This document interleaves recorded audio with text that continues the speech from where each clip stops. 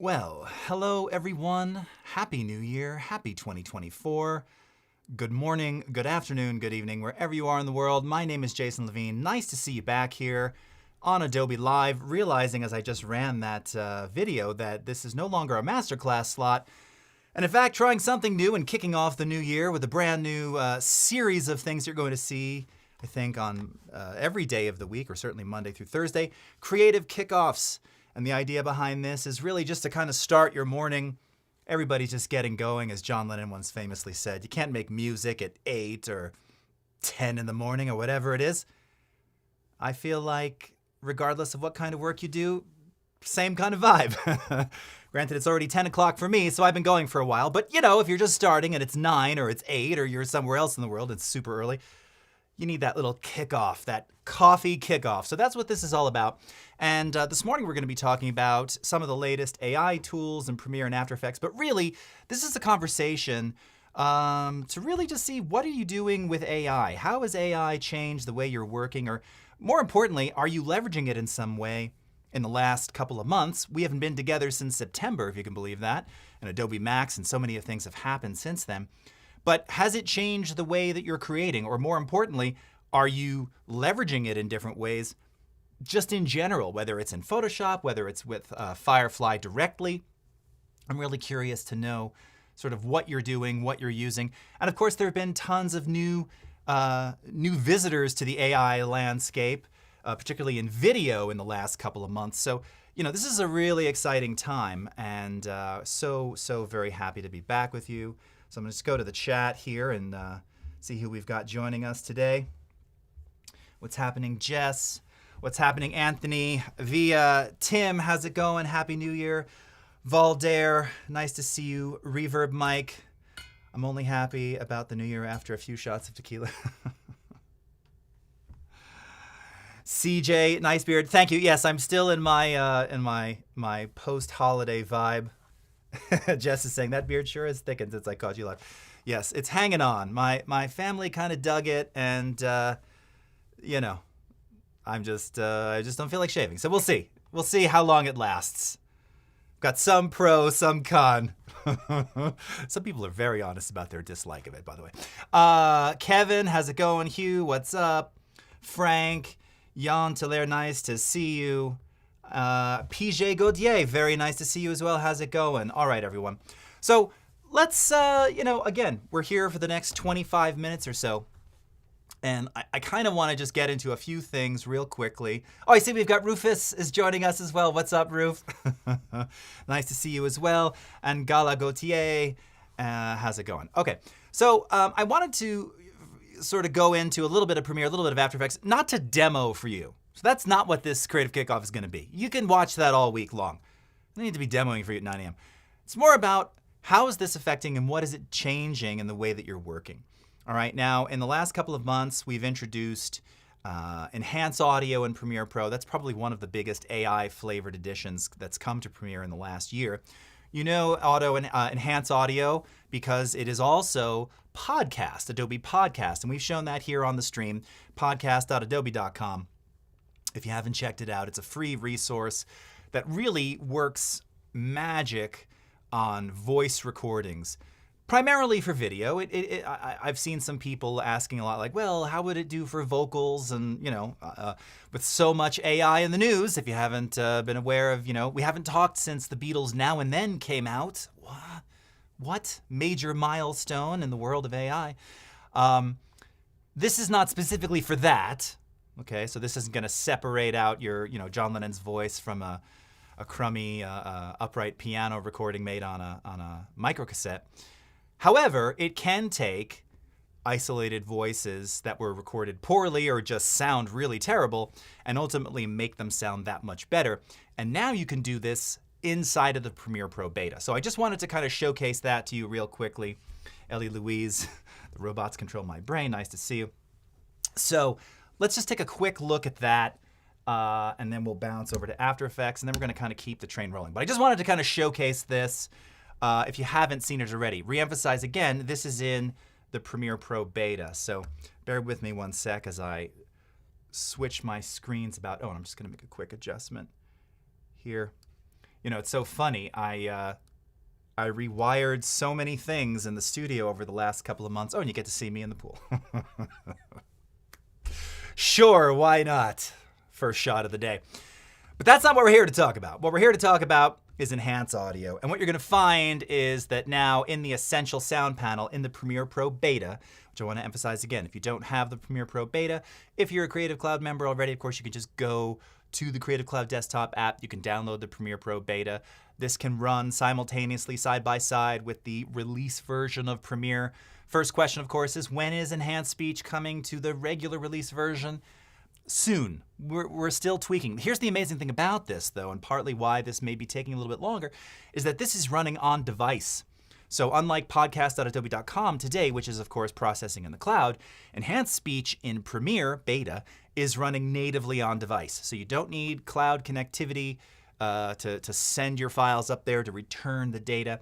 It's all happening on device here, and it happens, you know, fairly expeditiously, fairly quickly. And much like the spirit of Essential Sound, it's basically a mix slider. So it's sort of at this point, you know, how much of the enhancement do you want? Now, in the process of doing that, of course, it's analyzing that original voice. It's looking at specifically noise. So background noise, you know, noises in the background, and it's really good with removing hums and hisses and buzzes and, you know, environmental reflection and ambience if you're trying to clean things up and just make it a little more studio sounding.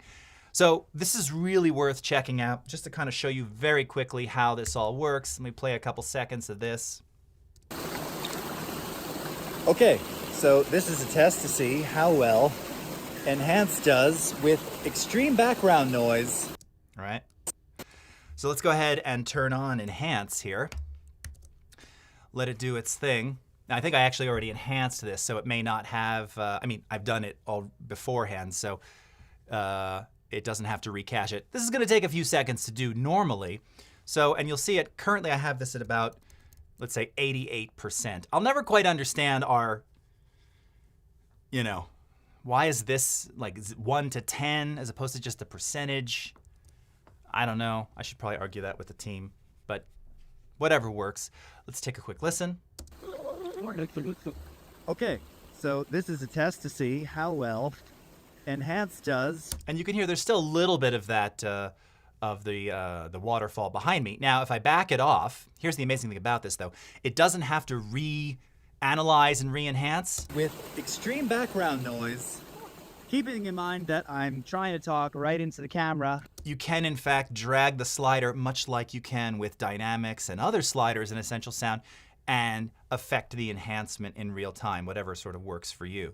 So, you know, dialing in and finding the right amount is key. Now, I'm using an extreme example here, obviously.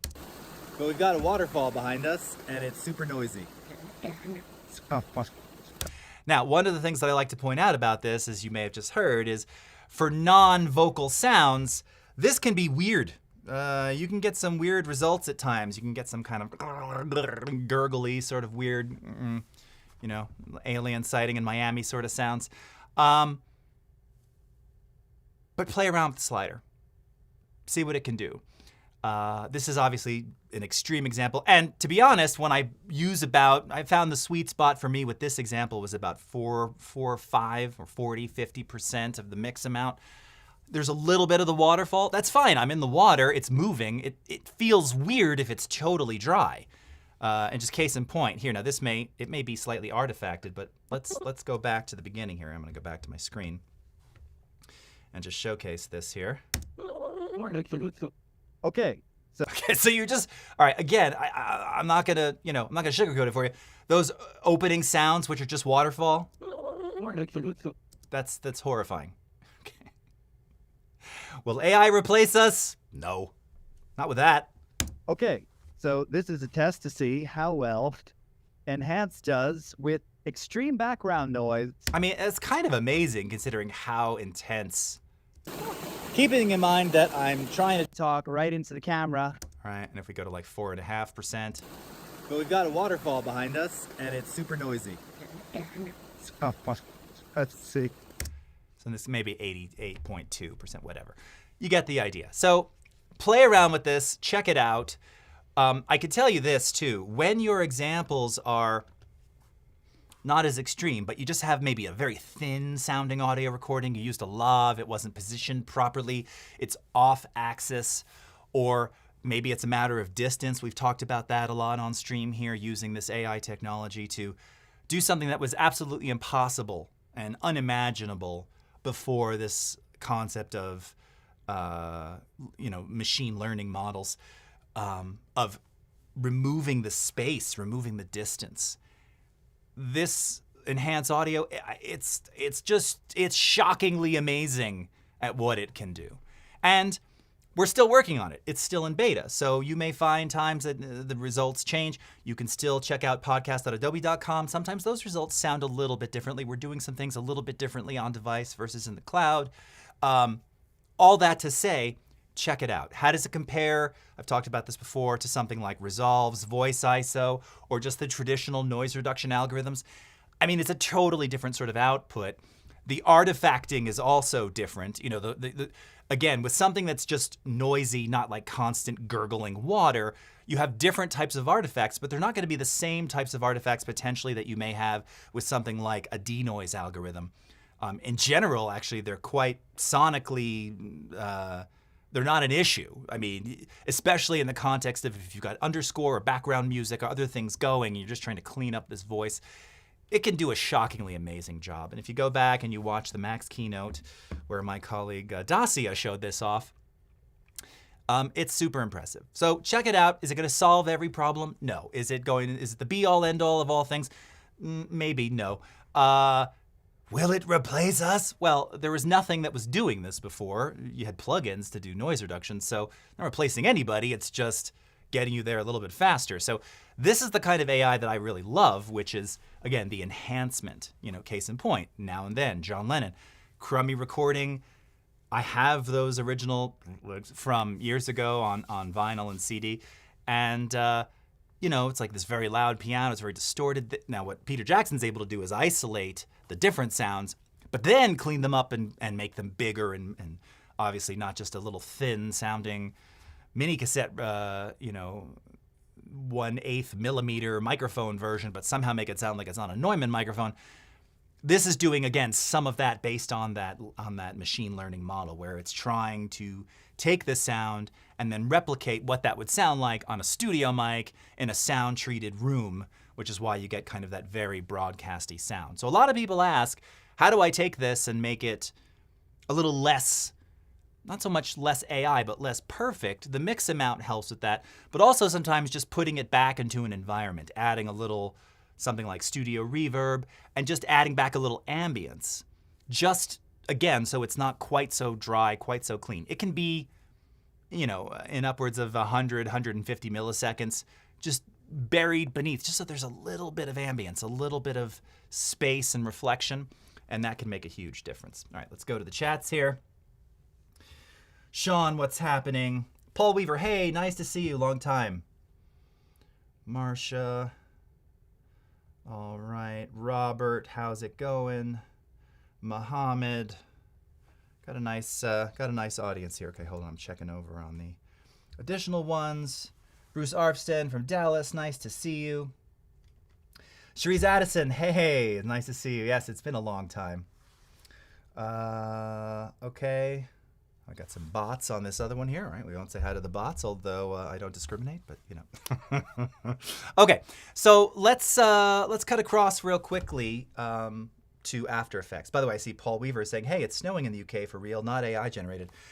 As you know, I'm in the desert, and woke up this morning, went to the gym in my usual 5 a.m. time frame, and it was literally freezing. It was actually sub-freezing. It was 31 degrees, frost on the cacti outside, frost on the ground, frost on the rooftops. I don't know that we're going to get any snow today. They are getting snow in Flagstaff, but it is very cold and very nice. This is actually my favorite time of year in the desert. So, yes, indeed. Okay. All right. So After Effects. Okay. So now this is talking about, again, AI sort of assisted workflows. And no one's talking about, I want to hear, tell me, no one said anything in our Behance chat either. Are you leveraging Firefly in video? Are you leveraging any other third-party things? You know, we can say them. You know what they are. Runway. Pika. Ours is coming soon. It's not out there yet. I'm sure you'll see something at some point for video. But what are you using? Are you just using Gen Fill in Photoshop? This is one of the things I find really fascinating because I can tell you, and I know Terry White has talked about this, and I mean, we've all talked about it, but Gen Fill, I mean, that's now on the daily. You know, any image, anything I'm processing now, largely just in lieu of content-aware fill. I'm using Gen Fill mostly just to remove things, and it just works better. You know, especially the remove tool for little blemishes and things. Not that I do so many image touch-ups, but I do here and there. It's wonderful for that, but also for, you know, changing the shirt you're wearing, changing the color of your pants, changing the background, doing all these kinds of things, expanding the background. We're not going to get into that today. I've shown that already on stream. But, you know, there's so many possibilities. So let me know, you know, what you're working on. Reverb Mike is saying content-aware fill is still mainly a smudge. Very, very fun. All right. Haven't missed a beat, dude. Haven't missed a beat. Haven't seen you in 4 or 5 months. It's great to be back. Okay. So, Roto Brush. So, for anyone who's used or is not familiar, the Roto Brush has been in After Effects for quite some time. We now have the, I think the official name of the newest one is the Enhanced Roto Brush, and specifically version 3. Trois. Not 1, not 2. Do you even have access? Oh, we do. Look, I love that. I don't know why you'd ever want to go to Roto 1.0. Roto 2, yeah, it was good. Roto 3. So what's the major difference here? Well, again, it is AI driven. The main differences are going to be in speed and in propagation, in terms of once you create your mask, how many corrections and things are required and how quickly does it propagate all the additional frames forward and backward so that you get the perfect cutout. And what you're going to find, and I believe the communicated stat, I'm not even sure if it's the communicated, it's faster. You know, I'm not even going to give you a percentage. It's faster. And if you used Roto Brush before, you're going to notice it's noticeably quicker, all right? So just real quick for those who've never worked with it before, again, the idea here being that in this case, we have this video of me and I want to cut myself out because maybe I'm going to replace the background or maybe I'm going to put myself into a widescreen environment. Now, I've done that by expanding this background as well, which is actually pretty cool. We did that on another stream. But just in general, to cut something out and isolate the foreground from the background, Roto makes it pretty simple. So here's our Roto Brush tool. Okay, you're going to double click into the layer to bring you into the layer comp over here. And then I'm simply going to, you know, make a stroke, I should say, of the areas that I want it to isolate. Okay, now I've got a little too much over here, so I'm just click Option. Let's erase that. And we want it to, you know, keep the cutouts of my arms there. Didn't quite get all of it there. All right, and this too. Did it get everything else? Oh, I didn't quite get my arm right there. All right. So we haven't done a pass yet. I'm just telling it the areas that I want it to isolate. It already got the space between my legs at the bottom there. Don't need to zoom into that, but this will kind of give you a decent idea. Okay. And then I'm simply going to hit play. Now I think the audio is going to be coming through here. Here, I'm going to just disable the preview. All right. And I'm going to start propagating those frames. And again, if you used this before, you have a pretty good idea of how this works. Case in point, this is now propagating all those frames. So as I'm moving, it's analyzing my movement. Oh, and shoot, you know what? Did I cut out the space between my hands? I didn't mean, I wanted that to be present, actually. I don't want it to leave a hole there. That's fine. We can go back and fix that. But I just want to show you very quickly what we've done. So if I go into the alpha view here, nice job. All right, I missed that, okay? It's perfect. So I have a hole between my hands. But just very quickly, you know, even if you look at my hair. Now, by the way, this is with no additional, we haven't done any sort of edge refinement or anything. I mean, it's a pretty decent roto. Even the edges where we made the selections between my arms. So again, it's a little bit faster. It's a little bit more accurate. As I mentioned, we would now come in here and we would fix this area because this is supposed to be included. So we want that. And then I have the option here to, I can go backwards in time and have it repropagate and fix those frames, or have it go forwards in time and again, propagate from there moving forward. And it should learn the correction that I just made, which it did. So you can see now this is all part of the roto now, okay? So again, it's a little bit faster. It's a little bit more accurate. Ideally, you'll find yourself probably making fewer corrections over time. And this is just one more extension of leveraging AI for good to really just speed up the process of something that you're probably already doing and spending an enormous amount of time doing, no less. As I'm propagating and zooming, I'm finding the limitations of my machine here. But again, this is pretty awesome. And the fact that I can get a pretty decent roto. I mean, just look at the mask right here. It's looking pretty solid, even around my hair, which was not crazy wild, but the edges they're good. This is really good stuff, all right? So if you haven't checked out the new enhanced Roto brush, I highly recommend checking it out. Julie Zeller. Jason is like Weird Al Yankovic, but is teaching us all AI, and I am more likely to tune into Jason. Julie, you're very kind. Weird Al is I'm actually a pretty big fan. It's funny. I probably own 2 Weird Al albums. If I think about it in my collection, I own 2. But I love him, and I actually watched that Weird Al movie with Daniel Radcliffe. I'm forgetting what it was called. Was it just called Weird? That was a while ago now. Maybe it was a year or 2 ago. Yeah, I mean, he's kind of a crazy, amazing dude, and his story is so strange and unique, and he's still got it, which I just love. So, okay, let's see. People are answering here. Joey Morelli, digging the beard, you do you. Thank you, Joey. Okay, Jess is saying, regarding AI, I've used it mostly for Illustrator and Photoshop, night and day compared to my workflow. David R. saying, Gen fill in Photoshop and use ChatGPT to make AE expressions. Yeah, and this is something else too, and this is one of those sort of game-changing topics. I hate that phrase, but yes, leveraging ChatGPT to write expressions, to write code, but for expressions, or better, give ChatGPT the expression that you've written, but it's not working properly, and then let it fix it or tell you why. I've done this too, and I know by heart, by hand, by heart, by memory, I know about 5 expressions that I've just memorized over the years. And I was trying to do one the other day, not complex, but multi-line, let's say that.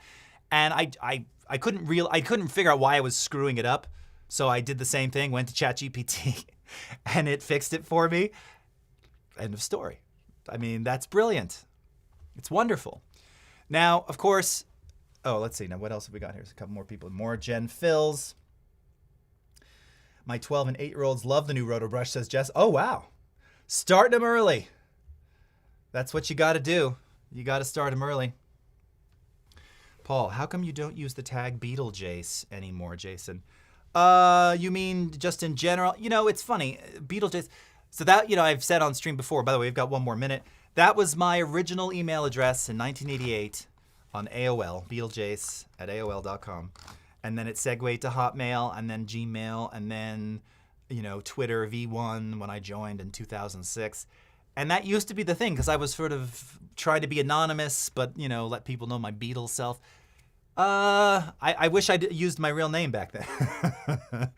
So that's why. I still love it. I am still Beetlejace, believe me, as my family will attest, because I forced them to sit through me watching Get Back again. I actually just finished it last night, part 3. So all 8 hours for the 7th time, the 7th showing in the Levine household.